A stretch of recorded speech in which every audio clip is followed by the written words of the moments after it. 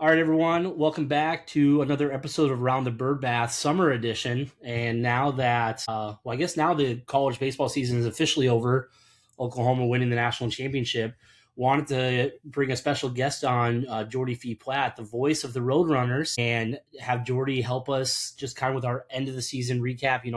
Rylan, you and I did a kind of a post conference, didn't make the regional episode, but now we'll kind of we've breathed a little bit. We'll kind of break down the season, just talk about some highlights and everything. But Jordy, thank you so much for being willing to come on. Absolutely. Really appreciate you having me and look forward to talking about this season. Well, and before we get into UTSA baseball, I do want to give you the opportunity, Jordy, because you're newer to UTSA athletics. You came in this season with basketball, so just kind of take a quick few minutes. How did you get into broadcasting, and how did you get connected to UTSA? Yeah, play-by-play is obviously a very interesting journey. It's taken me all over the country to this point. I went to a small school in Ohio for college and thought I was going to work in the State Department or something. I wanted to be an international studies major. That's what I ended up doing, but I kind of discovered journalism and play-by-play when I was there. And the beauty of a small school is you can really break in and get experience right away. So I was writing for the student newspaper my freshman year, and then COVID hit my sophomore spring, and I went home, and there was a posting for play-by-play broadcaster at my small little school.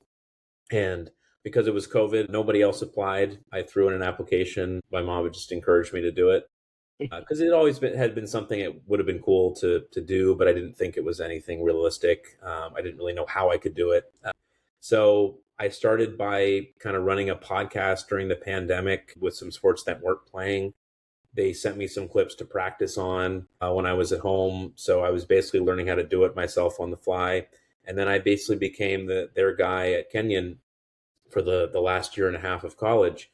And I knew with my student newspaper experience, that wasn't going to be enough for me to get a job. So I ended up going to grad school at Arizona State, the Cronkite School, and that was massive for me. I got to do all sorts of Pac-12 games and ended up covering the World Series because the Diamondbacks made it.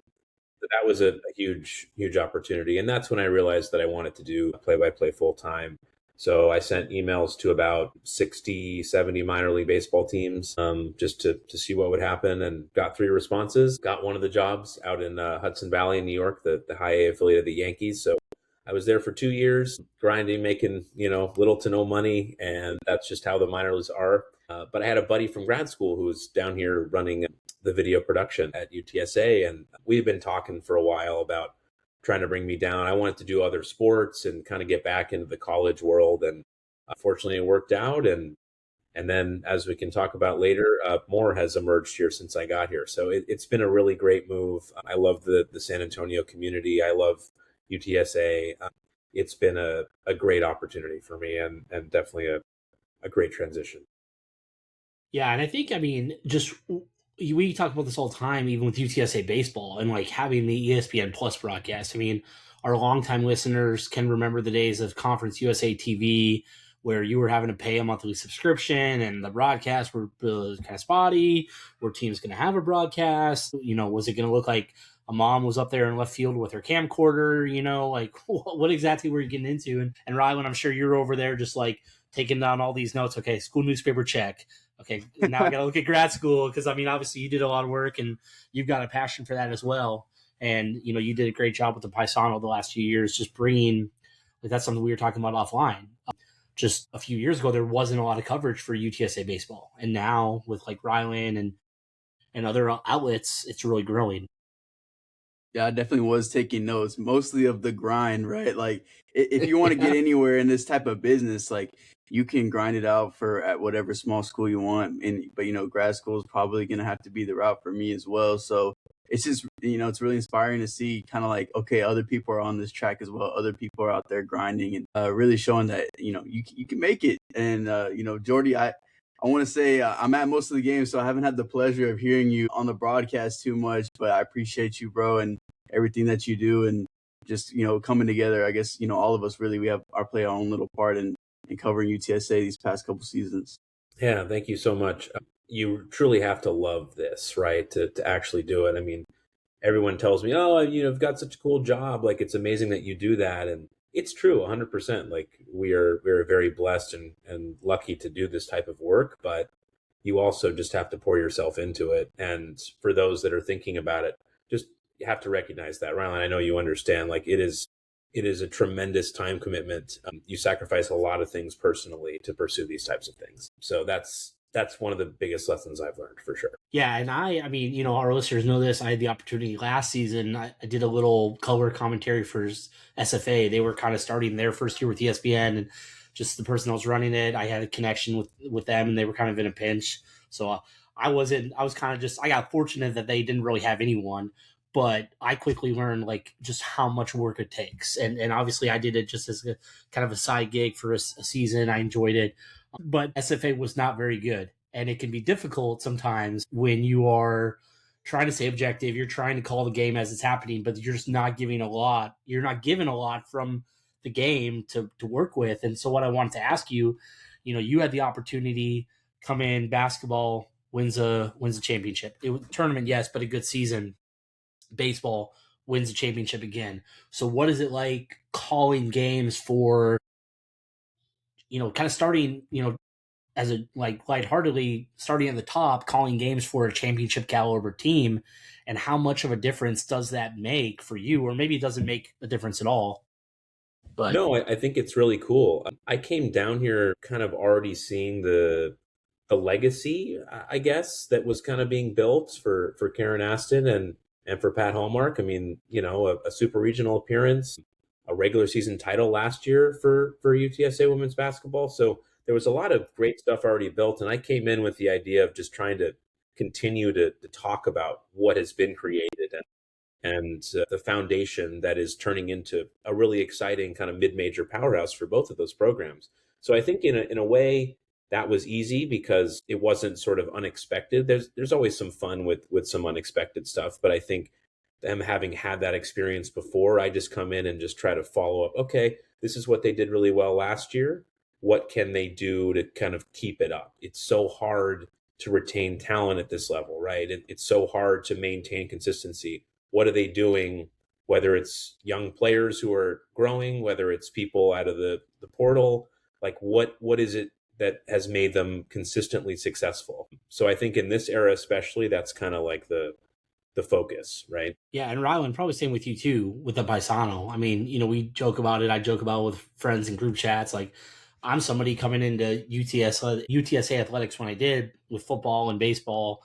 I never really had to go through the dog days of summer where it's like you're winning like 12 games, you're winning 4 games, whatever. So, you know, Rylan, with you at the Paisano, did you kind of notice that same thing too, like year over year, like from 22, a little bit of a down year, 23, and then or a little bit of a down year in 24, and then getting back in 25?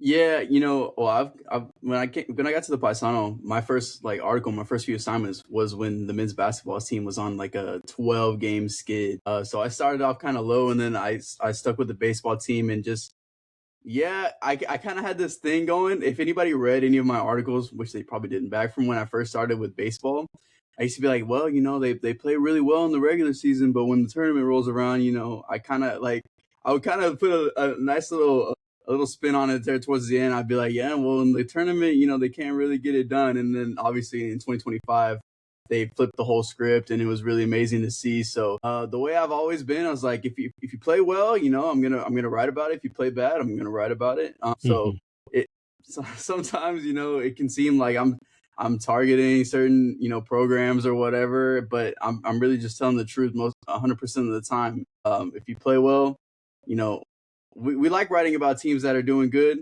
you know, but if you're not doing great, we're going to write about it as well. So it's getting a full, you know, getting the full coverage on the entire athletics program is really the goal. And I try to stay objective through it all. Obviously in the press box or on the sidelines, you can see me getting a little excited, but in the papers, it stays objective.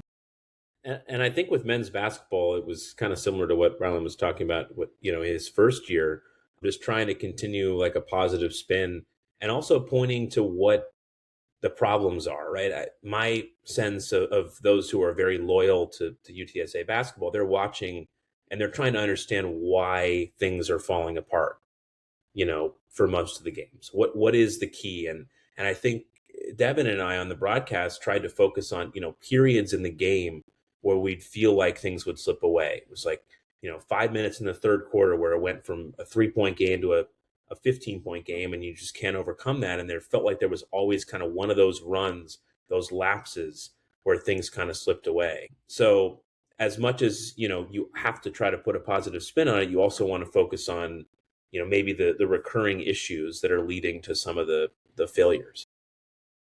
Yeah. And I mean, when you're honest with yourself and people that are watching it, maybe with that through that fan lens, but also objectively, like, everyone can see what's happening. Like the first season I did around the bird bath, I kind of would bring on different guests and other people that were just fans of the program. And, friend of the podcast, friend of Alamo Audible, Corey Davis, we were breaking down a series one time and talking about the team. And he made a comment about Antonio Valdez because Antonio had kind of been slumping a little bit.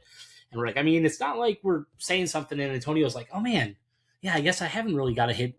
I haven't been doing well in conference play. Like, they're aware of it as well. They want to perform well. They want to make the changes. And, this is more of we'll ask this specifically to baseball. And most of our listeners probably watch the broadcast at some point because not everyone obviously gets out there as much as Ryland does. Obviously, I live in East Texas, so I watch them all on ESPN Plus for the most part. UTSA does a little bit of an interesting dynamic where your broadcast partner, Mike Capps, you and Mike kind of go back and forth between play-by-play color throughout the game. You'll take some turns.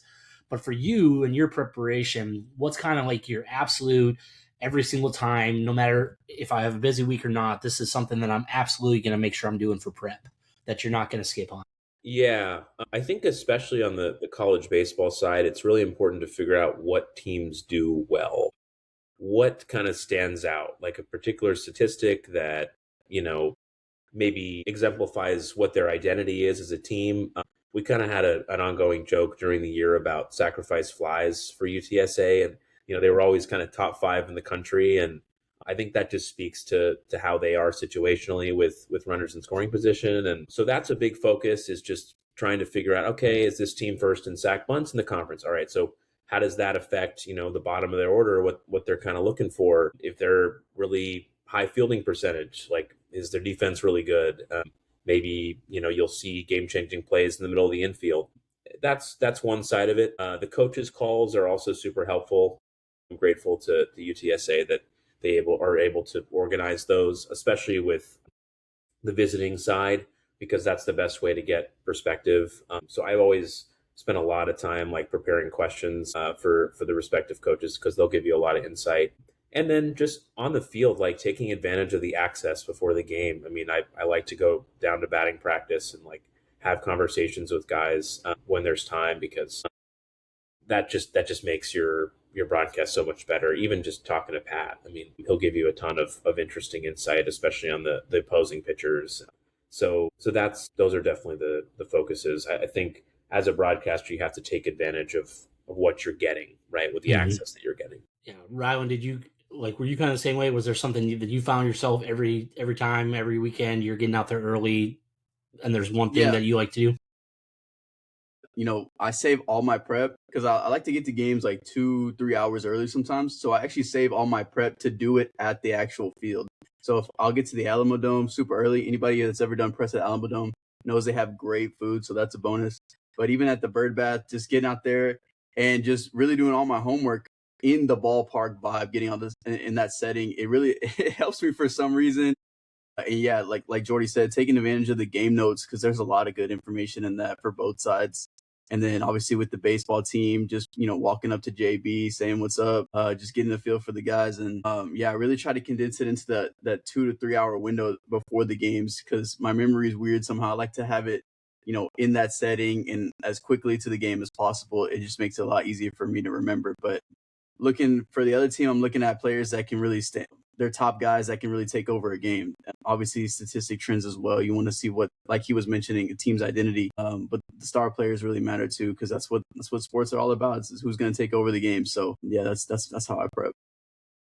Yeah, for me, when I was doing the games up in SFA, my little niche, I always wanted to see where the wind was blowing. So then I would always say, like, yeah, the wind's blowing out. Might be that type of day, and even sometimes the wind was blowing out, it wasn't.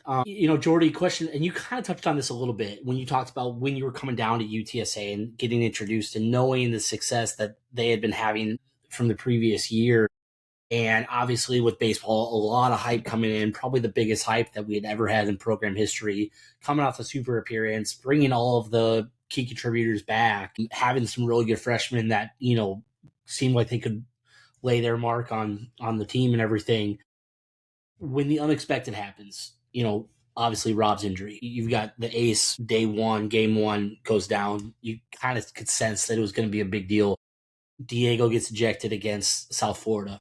How do you decide how often you go back to that, kind of both in the game and then throughout the weekend or throughout the series or the season? How often do you revisit some of those kind of bigger non-baseball moments?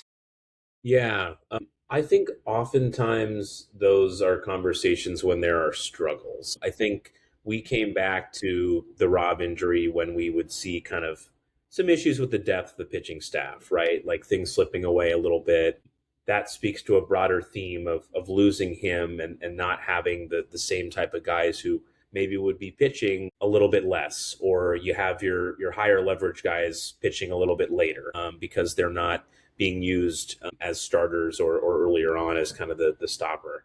So I think those were pretty easy opportunities to bring up the Rob injury. I think it's rough. It's pretty remarkable that they were able to do what they did without him, and recognizing how everything was set up, counting on him to be your number one guy.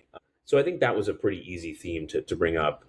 I think it's when you see issues in general where it's kind of connected to something that's already happened. And maybe at first you think, man, these guys are really struggling, but then you have to remind yourself, wait, they're losing this guy, they've lost this guy. I think it's just kind of bringing yourself back to think about the perspective. Yeah, that's a good point, because I kind of found myself, I wanted to not talk about it. Like I wanted to not get on the podcast every week and be like, well, they don't Rob, they don't have Nate Johnson, they don't have Nate Hodge, just because you look across college baseball and everybody was losing guys. I mean, even teams in conference, and like even when Charlotte came to town, I was like, man, like why are they like, this is not a Scott Woodard team that does this. And then you guys mentioned like, oh, they've got injuries. Okay, I didn't know about that, because college baseball can be really hard because you don't get those availability reports that the SEC does or that football does. But I tried to not mention it, but yeah, it is kind of like, I mean, it is just something that you have to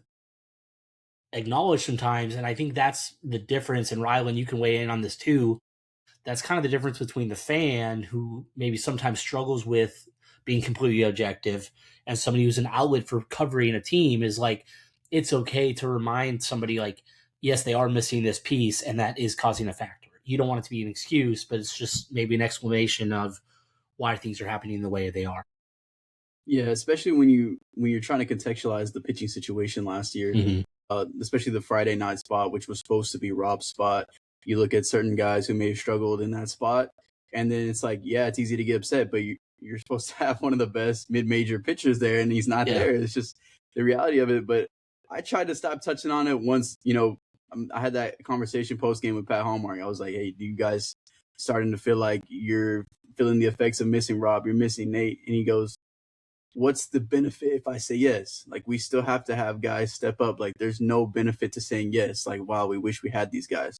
And I'm like, well, that's a pretty good point. So I tried to base my coverage off like, okay, this is who UTSA has. This is what we can expect. There's no point in really going back and talking about it unless, like I mentioned, it's to contextualize like that Friday night spot. Like, oh, like, this person is stepping up, in place of, Robert Orlovsky. Maybe he wasn't, going to the season as a starting pitcher. So this is why it changes things.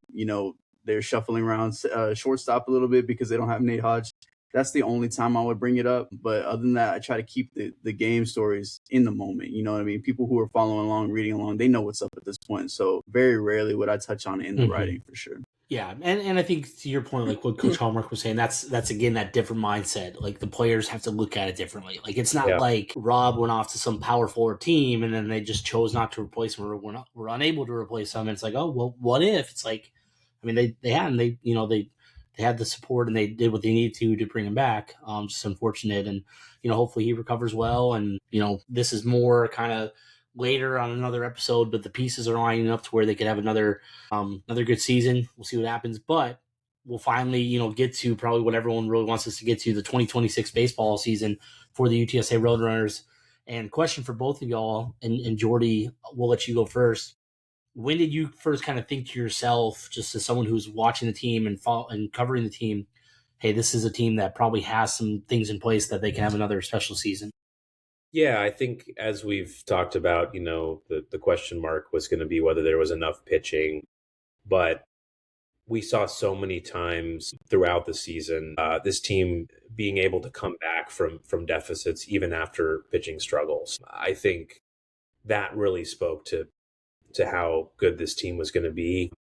We'd be down 4 runs. They would be down 4 runs in the 7th inning, and I would be thinking, oh, they have a really good chance at this. And I think that just speaks to the offense. You just never think they're out of a game. It's incredible clutch hitting. I mean, truly just, professional level clutch hitting from that group time and time again. So I think when you are able to come back from deficits like that, you really can believe that the team can have a ton of success. And that's, exactly what they did. And the pitching obviously emerged. Connor Kelly was unbelievable down the stretch of the season.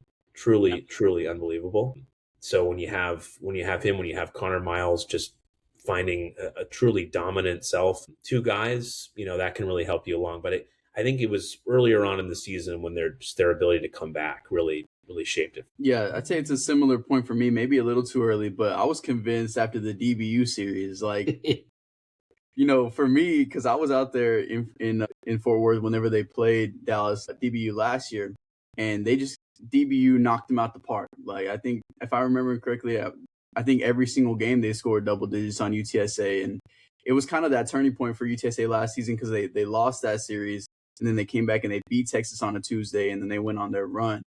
So obviously going into this season, we knew that the series was going to be a huge one, and to get the sweep and just in the fashion that they did, like the second game was so just exciting, and all the players, I think I have like 5 pictures of 5 different players screaming their lungs out just in excitement after scoring a run or getting an out on the mound. And I was like, I feel like to do that to the type of team that DBU is, or what their program usually is as for a mid-major baseball team, it really it convinced me in that moment. And then you lose to Texas State on Tuesday, but then they came back and solidified in Houston at the College Classic.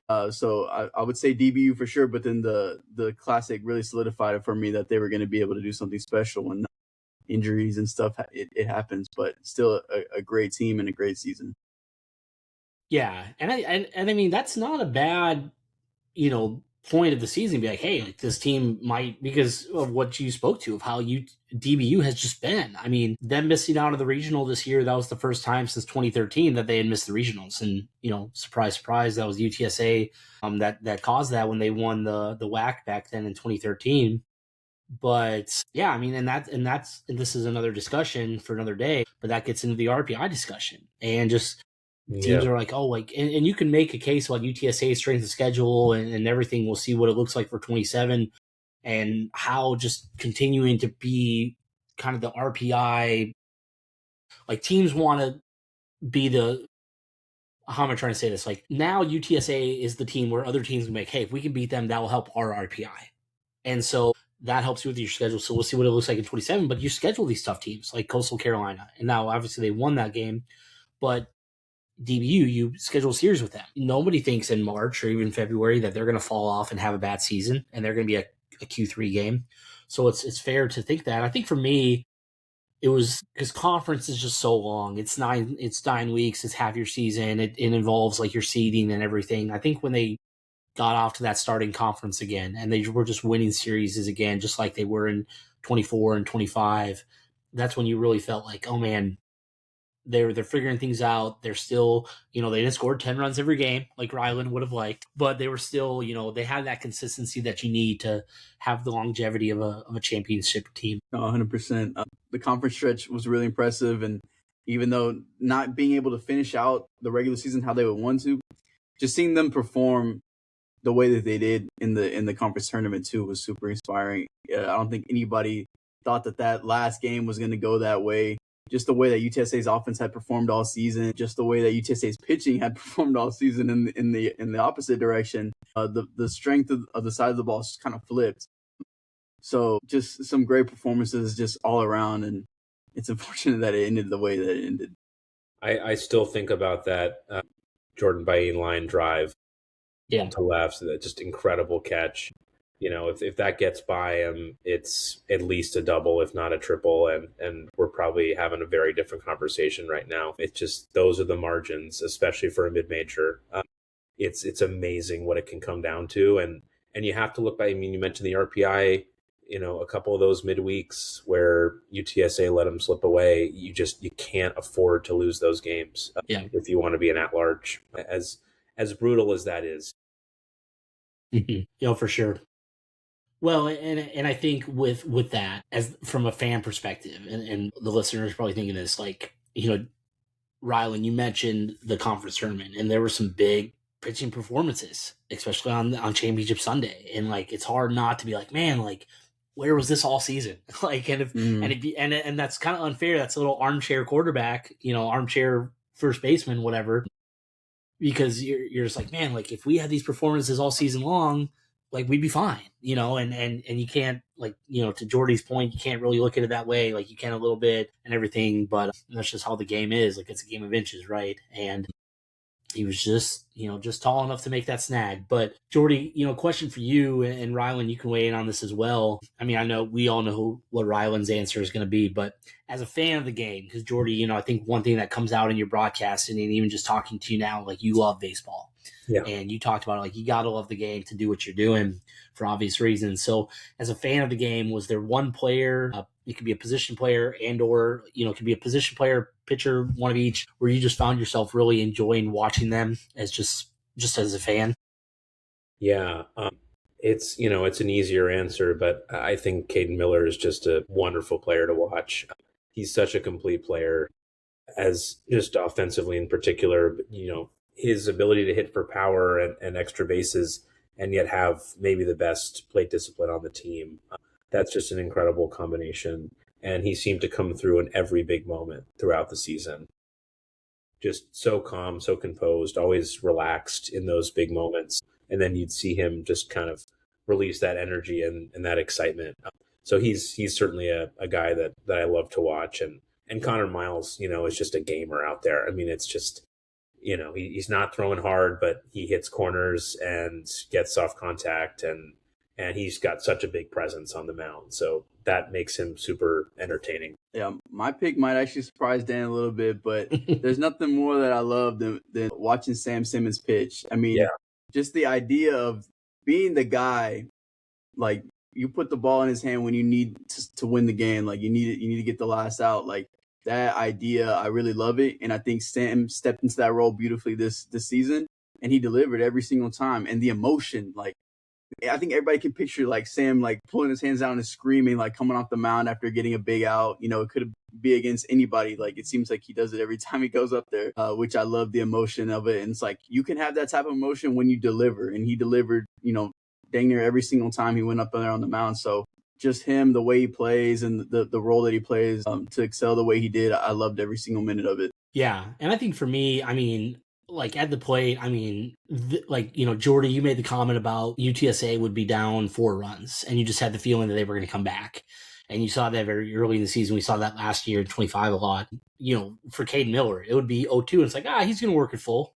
He's going to at least get the count full. Like, his plate approach, his pitch recognition is great. I mean, I'm kind of, a little tease to the listeners. The other piece I'm working on right now, I'm going through and looking at which Roadrunners have moved into the top 10 list for career leaders or single season leaders. And Caden, even though he's completed just 2 seasons, he's already second all time in career walks, and a very good chance to break that career record next season.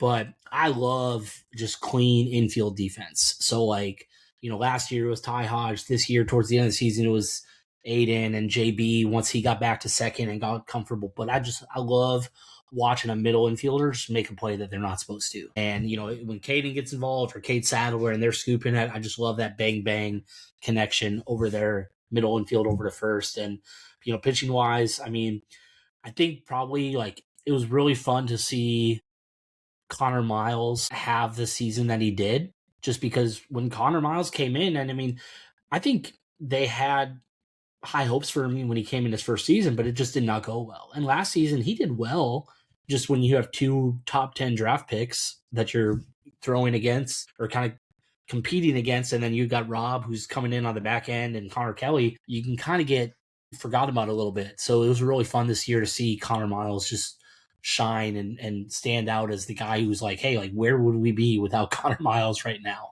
And so that was a lot of fun as well. And of course, shout out to the American Conference Player of the Year, Drew Deadlifson.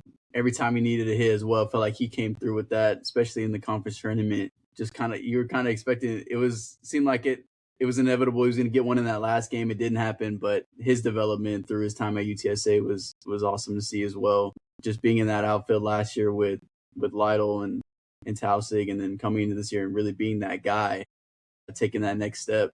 The pipeline, the newcomer of the year to the conference player of the year that UTSA has going on right now, it's really cool. So shout out to him. I didn't give a pick at the plate, but it would be him for sure. I think he's the perfect example of the program that Pat Hallmark has built. Bringing a guy in from junior college and just completely transforming their career. I think the amazing thing about Detlefsen this year was his ability to kind of hit based on the conditions. We had some crazy windy weather a couple of the weeks this year where, fly balls were just knocked down. There was no shot to hit home runs. Yeah. Especially that East Carolina series. There was one in there with Norby on the mound. And, his ability to just hit balls hard on the ground, to do what was necessary. And that's not something you always get from a power hitter. I think that made him so difficult to get out and led to the numbers that he had because he could hit in so many different ways. Yeah, for sure. I mean, there was that home run he had, and Yeah. I think Mike Capps is probably still thinking about it, where it just, I mean, not a like it barely gets out, like, I mean, a no doubter with the win, Right. And that speaks to Drew's power and just what he could do. But like you said, I mean, he could put it into the alley as well, and that's an interesting point with the way, because Roadrunner Field is just known as a hitter's park. Like, and I think in past seasons people would get frustrated about the pitching and home runs. I'm like, it's just that type of park that, usually warrants itself to a lot of home runs. This year was a little different on some weekends, to your point.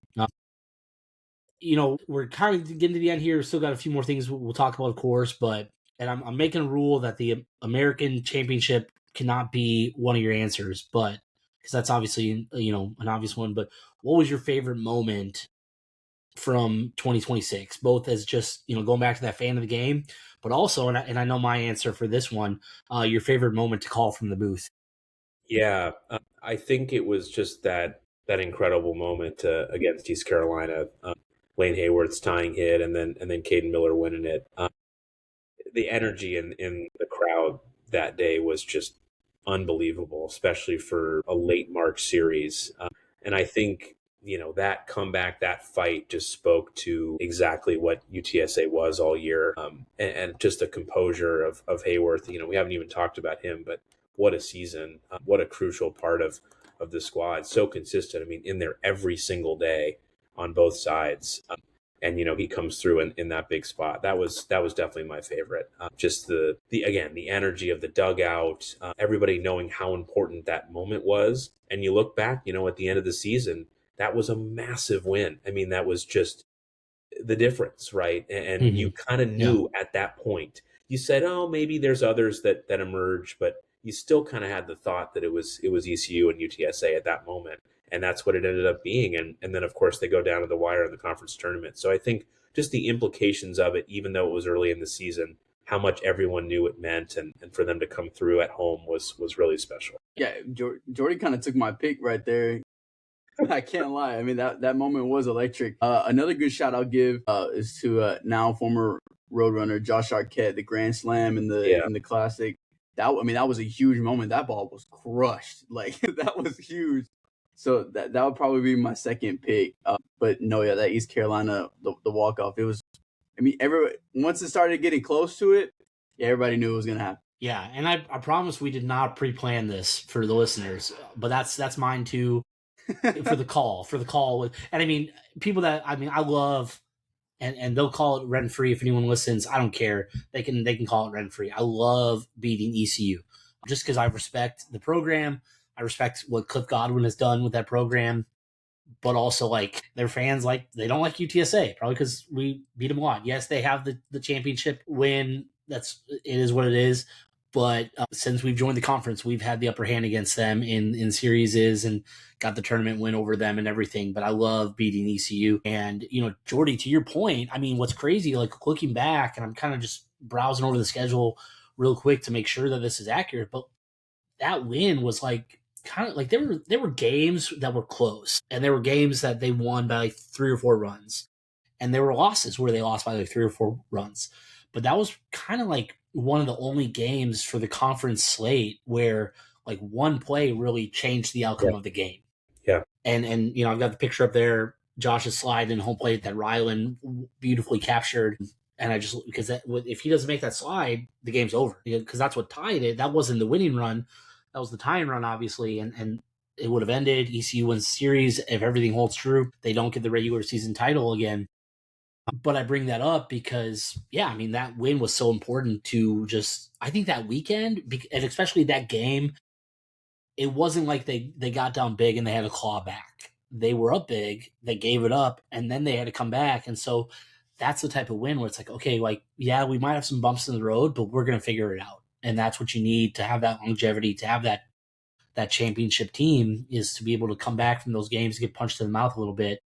And I think that's just, you made the case about debt being a perfect example of what Pat Hallmark has turned this program into. I think those types of wins are an example of the type of coach and what his staff is like, because they're going to get you to win those types of games. They're not going to just go down easy. They might not win them all, but they're going to make you earn it. A special shout out also to that UIW game at home. That was one of the more crazy things I've ever seen. Yes, they're obviously a superior team, but to see UIW hit the ball the way they were, like bomb after bomb, you could easily have been, oh boy, this is, and we can't afford to lose this game for RPI and things like that. And then they just exploded. I mean, it was unbelievable to watch. And I think that was a perfect example of the offensive firepower of the team at its best. That's why I would have loved to see him in a regional, because they get up against the right matchup, and they could have just shown the country how incredible they were as a unit offensive. No, for sure, yeah. And we won't get into the post game conversation of this, but I think for me, another midweek Texas State, just absolutely just night just coming out, and yeah, they got some help from Texas State early. The defense wasn't there, but I mean just the domination there, and you could tell the one game I missed. Yeah, and then we won't get into that either. Why, that game just you just knew from the beginning, like something crazy is going to happen in this game, because like Texas State and UTSA fans were uniting on Twitter to get it on the broadcast, and then after the game, everything happened. So it's like, of course, it's a crazy, just offensive juggernaut win, but that one was fun, and it's always fun to see games like that as well. So competing, this is more of a. Oh, go ahead. Competing against the rivals and winning is always a key. No, absolutely. Well, this is more of a lighthearted question, and just to talk about a little bit some of the advancements that UTSA baseball is doing. But did the new video board help at all? Are you someone that you don't really notice the scoreboard video board during the game? Are you just kind of watching the TV and your scorebook, or how do you approach it? Yeah, I think it's actually really helpful. When you look at the scoreboard in the really strong sun, the old one, and try to figure out the count, how many runs are up, especially with how many runs UTSA can score. I mean, it's, even as a broadcaster, at times it can be hard to track when you're calling every play and there's a hit and there's a walk and there's a wild pitch. It's like, we have to keep track of how many hits and how many runs, and that could be hard, I think, with the old board. So that's one thing. It's a small thing, but that definitely was helpful. And I think as, there's an off season to get used to all of that the video board has to offer, there will be a lot more ability to expand its use and its capabilities. I think some of the challenges were just that it was thrown in mid-season and they were just trying to get it up and running at the least. And I think there's much more that it can provide. and that will be used, as the next season comes in, which is exciting. I think, we saw the video before the game. That was a really cool touch, but like, think about how much more can be used with that. So I look forward to kind of seeing what all comes together on that front. Yeah, and Rylan, I mean, you're someone that you probably worked pretty closely with the creative team, just being with the Paisano and everything, and being at the games with them before or after. And I mean, shout out to them. Like Dylan did a great job leading that this season. But what did you see? How did you kind of see them initially use the video board, and maybe what's something that you would like to see? Like, what's one thing you'd like to see added in 27? Yeah, well, I think everybody knew when they first installed it, and all they did was like show kind of like UTSA versus whoever, you know what I mean? I was like, this is not the potential. They did not make this fuss about this video board for this. And I talked to, for the like second half, honestly, for a majority of the season, I was sitting down there next to Rowdy Creative and Dylan and all them. So we got super close while we were down there. And I don't think this is confidential information, but they did say that they filmed, like, because I asked them, I was like, yo, did y'all film like video player intros, like, to Caden Miller walking up whenever it's his turn to come up like that? And they said that they did. They filmed some video for that. So that might be something that we see next season. Something that I really wanted to see was putting the replays on the big board. Like, I feel like that's a big thing, right? Like, let the fans who in person see the replay. And I questioned that on Twitter, and somebody was like, just wait a little bit. Like, we're trying to get this thing going. So, but no, it was a big help for visibility for sure. Cause I'm always walking around with my camera. You think maybe me as a writer, I'm just looking at the broadcast, seeing the count, and I just have it right there. But when I'm out there with my camera and I'm moving all around, I'm like, what's going on? Like, how many outs are there? How many strikes are there? It was a lot easier to see, but definitely not taking what it was this season as like the final thing. They're obviously going to add more stuff, and I'm super excited to see that, especially hopefully the replays, get the replays up there. Yeah, you kind of always feel like as a fan, you're like, if you're not seeing the replay, it's like, that probably means it's not going to go our way. Yeah, because they don't want the fans getting upset, or I always laugh about that in the Alamo Dome, because like you would never see the replays. It's always the advertisement. I'm like, can we see the replay, please? I want to see the replay. But I'm excited. I'm excited to see if they bring anything into 27. They kind of have this trend of sometimes they'll do things under the radar a little bit, and all of a sudden you're like, oh, they're doing an update. So obviously the developmental center is coming, and there's some of the things in that article about changes they're making. But Jordy, one of our last questions, and then we'll finish up talking about what you're doing now that UTSA baseball season is over. And I don't want to put anything out there. We can edit this out if I'm speaking out of turn a little bit, but I'm assuming you're coming back for 27. I don't know how they work that, if it's 1 year at a time or not, but assuming that you're coming back, which will be great to have, what are you most looking forward to in 27? And do you have any expectations for the team? Yeah, I think I'm excited to see how some of these young players continue to grow. There's a lot of senior leadership that is departing, and that's going to be a big hole to fill. But I'm excited to see, a guy like Jordan Bain step into a leadership role even more. He's starting to build some power, some strength. I mean, I don't know. I think there's a lot left in that bat.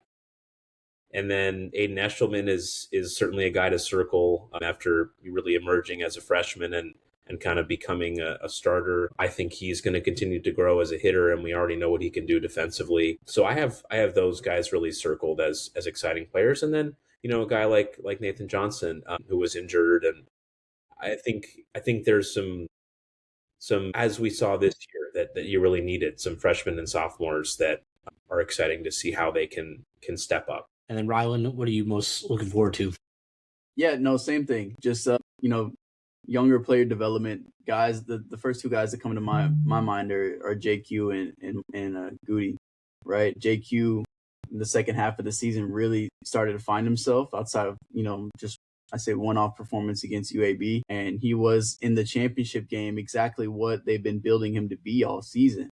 And so that was really cool to see. And it's like, now you have another legitimate starting pitching option from a guy who I felt like that was the plan all year, to eventually have him take over that role. And then Goody, we know Goody has some good stuff on the mound.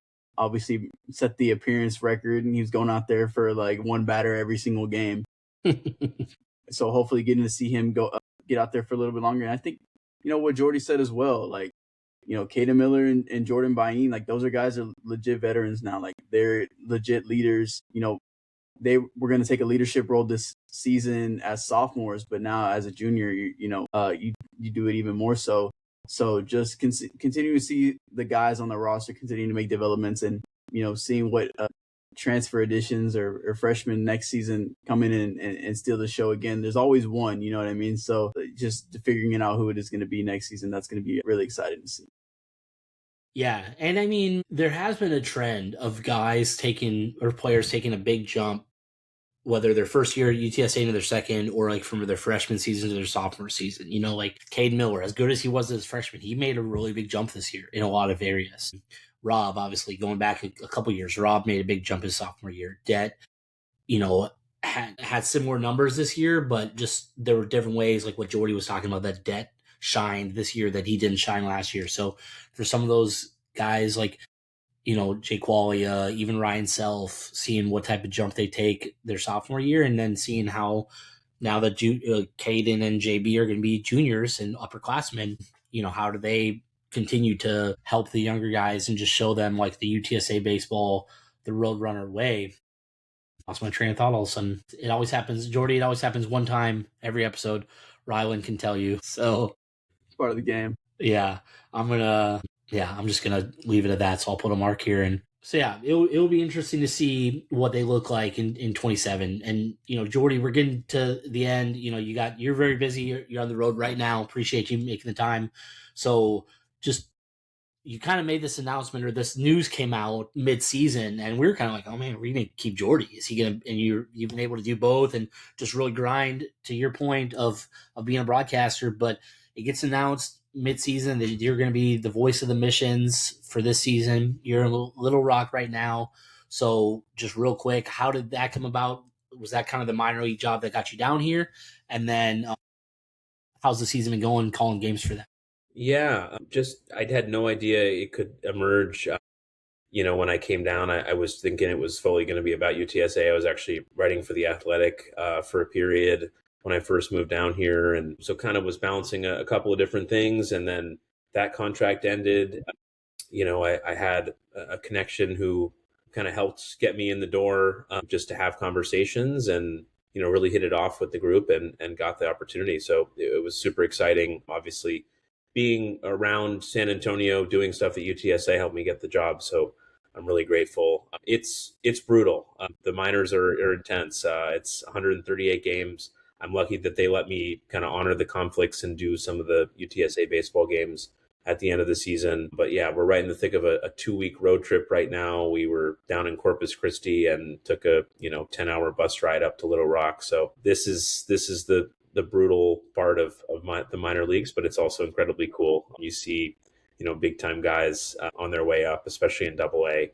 I've seen some of the top prospects in all of minor league baseball this year. So it's been a ton of fun, and getting to know the coaches and players just like I would do, in college. It's not all that different in that way. So yeah, it's been great. Really enjoying it.